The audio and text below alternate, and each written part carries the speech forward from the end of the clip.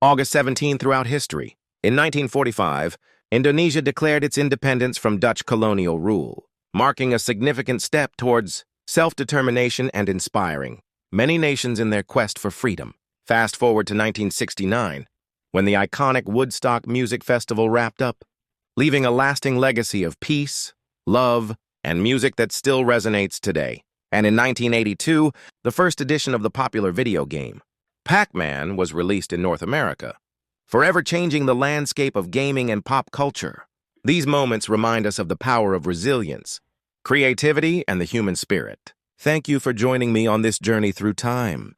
If you enjoyed this, don't forget to follow for more fascinating historical insights.